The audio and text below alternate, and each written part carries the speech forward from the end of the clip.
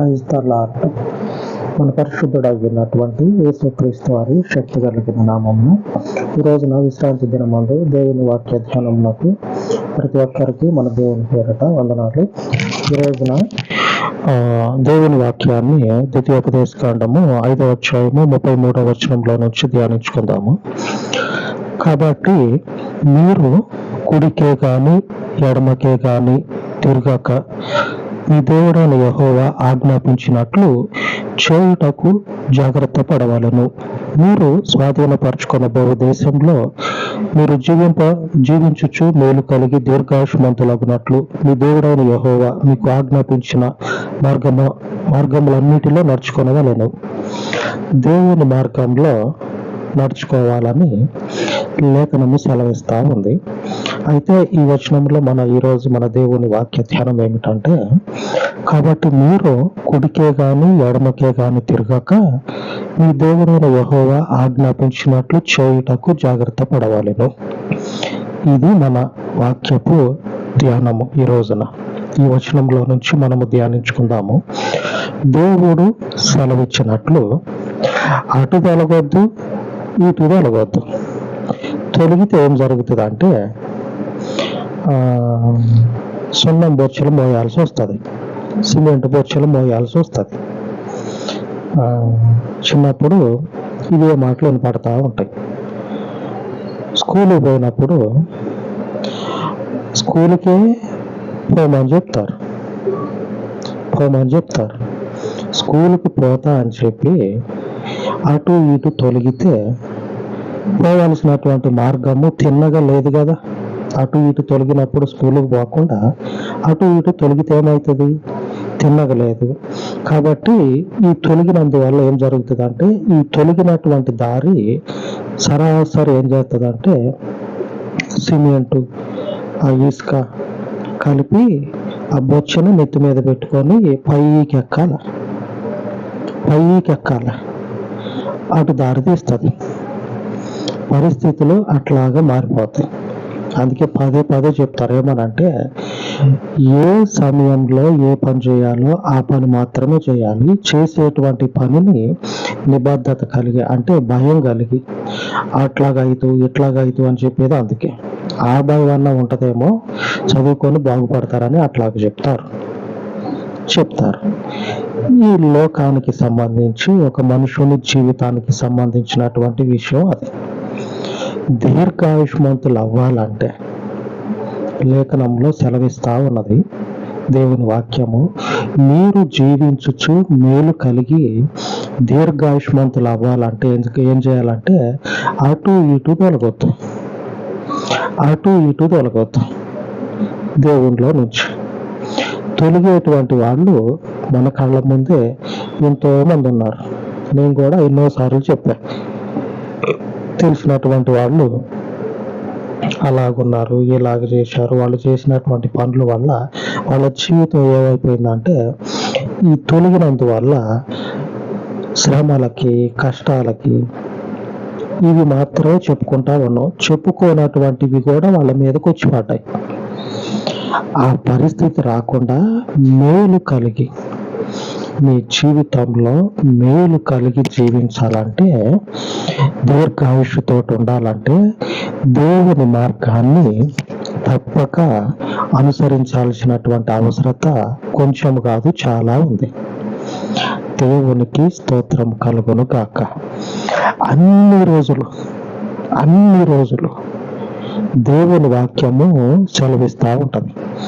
దర్శనాల ద్వారా అయినా సరే, వాక్యము ద్వారా అయినా సరే, మరో రకంగా అయినా సరే, దేవుడు అన్ని విధాలుగా ఒక మనుషుడిని ఏర్పరచుకున్నప్పుడు, ఒకరు దేవుని సన్నిధికి వచ్చినప్పుడు వారిని దేవుడు నడిపించడం అనేది అన్ని విధాలుగా ఆయన వారి ముందు తెలియజేసి వారికి చెప్తా ఉంటాడు. ఇది పరిస్థితి ఇది.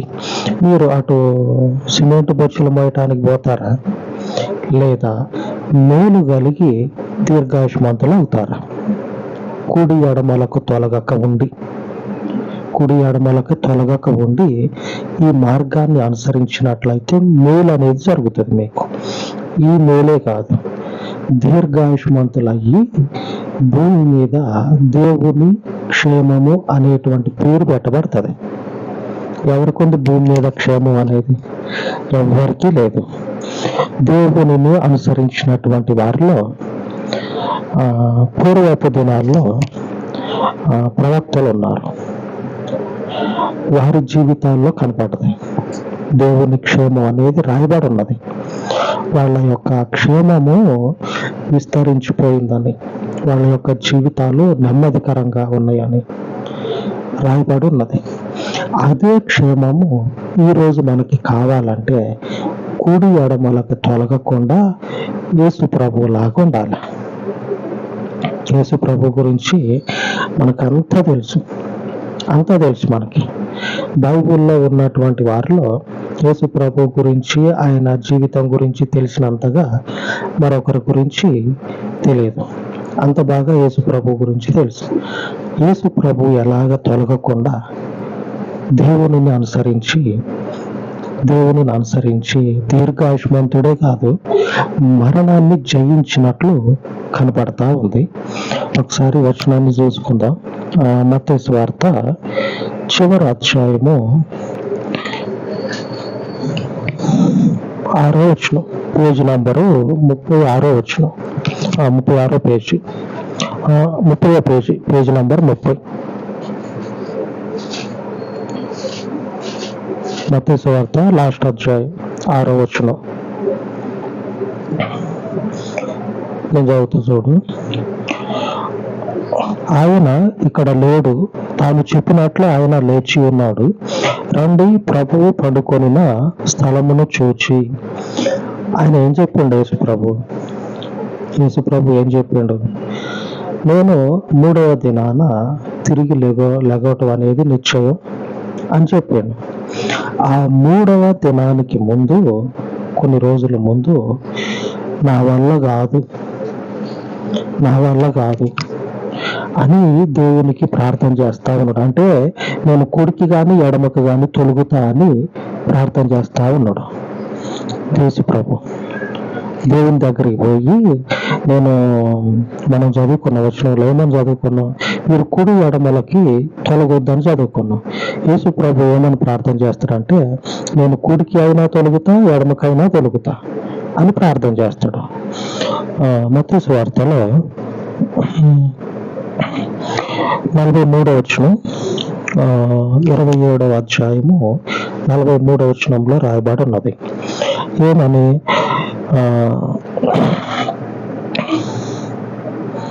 వాడు దేవుని యందు విశ్వాసముంచును, నేను దేవుని కుమారుడనని చెప్పును కనుక ఆయనకిష్టుడైతే ఆయన ఇప్పుడు వానిని తప్పించునని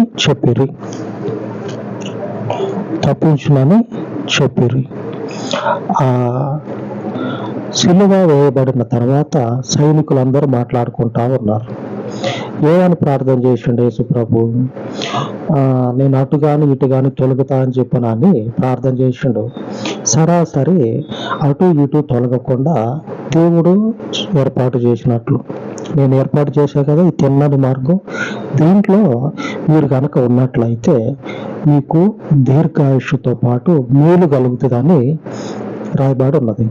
యేసు ప్రభు కూడా అటు ఇటు తొలగకుండా దేవుడు ఏర్పాటు చేసినటువంటి ఈ సిలువ మీదకి వచ్చి ఉన్నాడు.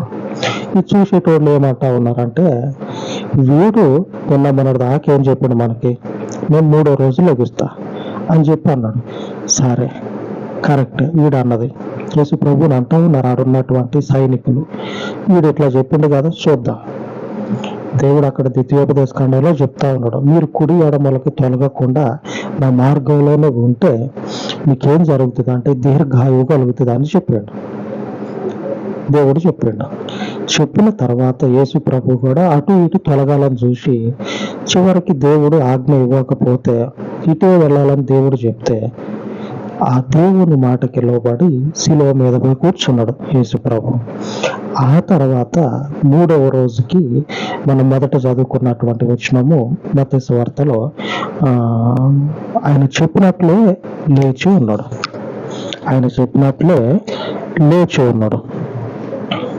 అంతకుముందు రాయబడి ఉన్నది. ఏమని?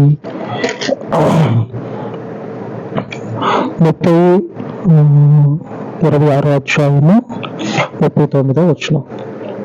26వ అధ్యాయము 39వ వచనంలో కూడా ఇప్పుడు కనబడతా ఉంటది. నేను అటు తొలుగుతా ఇటు తొలుగుతా అని చెప్పినని యేసు ప్రభు వారు పోయి దేవునికి ప్రార్థన చేస్తా ఉంటాడు. 26వ పేజీ నంబరు 26.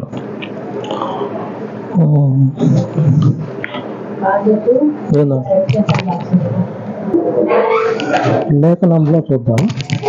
26వ అధ్యాయము 39వ వచనంలో రాయబడి ఉన్నది. ఏమని?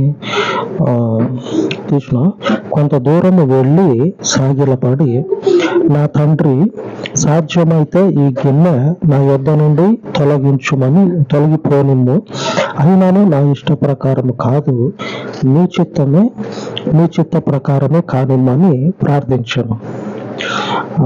మనం చదువుకున్నట్లు ద్వితీయోపదేశకాండంలో ఉన్నది. మీరు మేలు కలిగి దీర్ఘాయుష్మంతులు అవ్వాలంటే అటు వెలగొద్దు ఇటు వెలగొద్దు, దేవుని మార్గాన్ని మాత్రమే.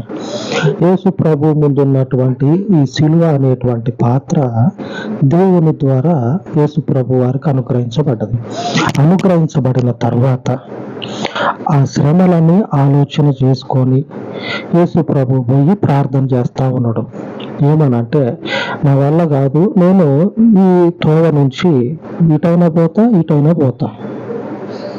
అయినా కానీ నేను ఎప్పుడు కూడా నాకు ఇష్టం వచ్చినట్లుగా ఉండలేదు, కానీ నువ్వు చెప్పినట్లుగానే నడుచుకున్నా. ఇప్పుడు కూడా నీ ఇష్టం అయితేనే నేను చేసే ఈ ప్రార్థన అంగీకరించమని ప్రార్థన చేస్తాడు దేవునికి. చివరికి దేవుడు అంగీకరించాల. ఆ సిలువ అనేది ఎక్కాల్సిందే. ఆ పాత్రలోనిది ఏదైతే ఉన్నదో, దేవుడు సిద్ధపరిచినటువంటి ఆ సిలువలో ఉన్నటువంటి శ్రమలు ఏమైతే ఉన్నాయో వాటిని తప్పకుండా అనుభవించాలని దేవుడు నిర్ణయించి ఉన్నాడు. కాబట్టి ఆ పాత్రలోనిది తాగటానికి, సిలువ మరణము పొందటానికి యేసు ప్రభు నిర్ణయించుకున్నాడు చివరికి. అంతకుముందు నేను అటైనా తొలుగుతా ఇటైనా తొలుగుతా, నా వల్ల కాదు అని ప్రార్థన చేసిన తర్వాత ఆ సైనికులు విభ్రాంతి చెందేటట్లు అక్కడ ఏమన్నది? 3వ దినాన ఆయన చెప్పిండు కదా, నేను లెగుస్తా, 3వ దినాన నేను లెగుస్తా అని చెప్పినని చెప్పటం జరిగింది. చెప్పినట్లుగానే లేచి దేవుని వాగ్దానాన్ని నెరవేర్చినట్లు ఈ రోజు కూడా మనము జ్ఞాపకం చేసుకుంటా ఉన్నాము ఈ ఈస్టర్ నాడు. ఆమేన్. దేవుని మేలులు మన జీవితాల్లో నిలబడాలంటే మనకు దేవుడు నిర్ణయించినటువంటిది ఏ పాత్ర అయితే ఉన్నదో ఆ పాత్రలోనిది మనము త్రాగాల. ఖచ్చితంగా త్రాగితేనే ఆ తర్వాత వచ్చేటువంటి మేలులు దీర్ఘాయుష్మంతులు అయ్యుండి అనుభవించటానికి దేవుడు ద్వారాలు తెరుస్తాడు. అలా కాకుండా దేవుడు ఏర్పాటు చేసింది నేను అంగీకరించను, నాకొద్దు, నేను అటైనా ఇటైనా తొలుగుతా అని తొలగితే వచ్చేటువంటి శ్రమలు మనం ఊహించము, అనుకుంటాం ఇంతే అని అనుకుంటాం. దానికి మించి ఉంటాయి. లేఖనాలలో చెప్పబడినటువంటి దేవుని వాక్యము ఎన్నడూ కూడా తప్పిపోయినటువంటి దాఖలాలు లేవు. ద్వితీయోపదేశకాండం కాదు, ఆది కాండం నుంచి చివరన ఉన్న ప్రకటన గ్రంథం వరకు ఏ వాక్యము తప్పిపోయినట్లేదు. మన జీవితాల్లో కూడా దేవుని వాక్యము ఖచ్చితంగా తప్పిపోదు, నెరవేరుతుంది. దానికి ముందు మనం ఏం చేయాలంటే యేసు ప్రభు వారే నేను తొలుగుతా అని ప్రార్థన చేసిండు. అటువంటప్పుడు మన జీవితాల్లో తొలగాల, లాభం లేదు, తప్పించుకోవాలా, ఇది కాదు అనేంతగా ఎదురైతే దేవునికే తొలగాలి అనే ఆలోచన వచ్చినప్పుడు నిమిత్త మాత్రులము మనుషులము ఖచ్చితంగా వస్తుంది. వచ్చినప్పుడు ఆత్మ సహాయము తీసుకొని నిలబడి ఉండాలి.